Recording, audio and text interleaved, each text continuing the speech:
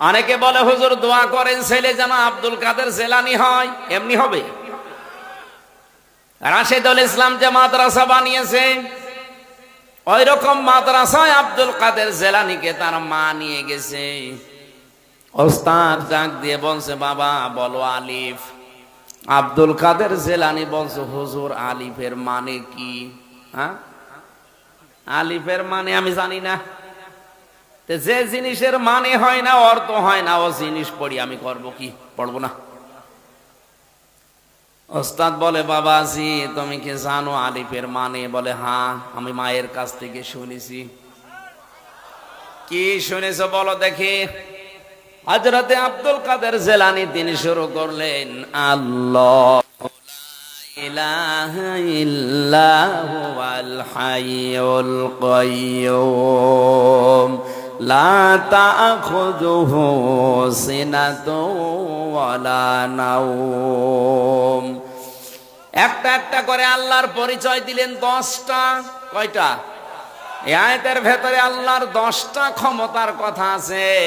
ফরজ নামাজের পরে কেউ যদি আয়াত পড়ে, আয়াতুল কুরসি যেটা আমরা বলি, এর ভেতরে আল্লাহর 10টা ক্ষমতার কথা বলা আছে।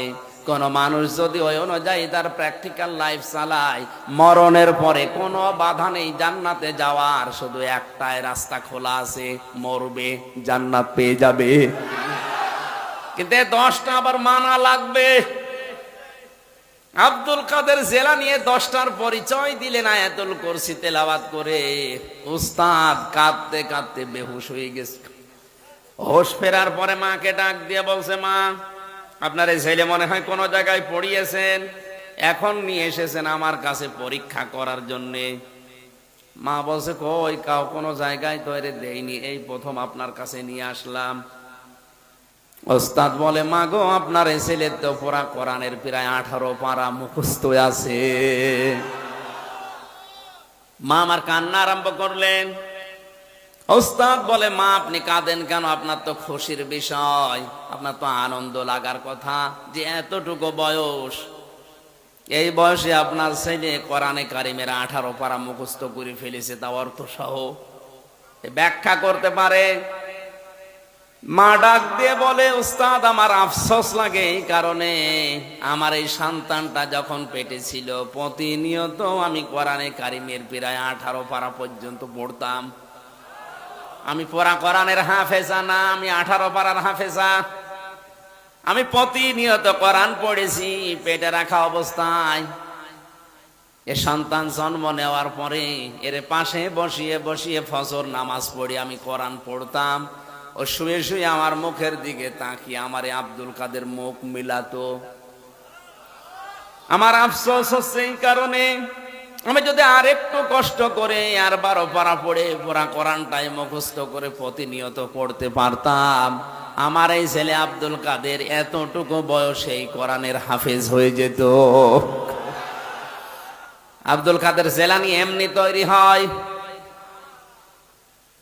এরপরেও তিনি মাকে মাঝে মাঝেই বলতেন, মা তুমি সত্যি করে বলো দেখি, আমাকে পেটে রাখা অবস্থায় কোনো হারাম কাজ করেছো নাকি? মা আশ্চর্য হয়ে বলে, কি বলিস? বলে, হ্যাঁ আমি বলতাম না, আমি যা পড়ি আমার মনে থাকতে চাই না। অবশ্যই তুমি আমাকে পেটে রাখা অবস্থায় কোনো হারাম কাজ করেছো। মা বলে, বাবারে তোরে পেটে রাখা অবস্থায় কোনো হারাম কাজ করেছি বলে আমার মনে হয় না, তবে একটা কথা আমার মনে আছে, আমার পেটের ভেতরে তোর বয়স যখন 9 মাস। কয় মাস? ওই সময় আমি তোর নানির বাড়িতে ছিলাম। উঠানের ওপরে আসার নাড়ি দেয়, শোকাতে দেয় রোদে, ওটা শোকাতে দিয়েছে কে জানো, আমি খেয়ে ফেলেছিলাম। কারণ সন্তান পেটে রাখা অবস্থায় মানুষের টকের দিকে ঝোঁক বেশি হয়।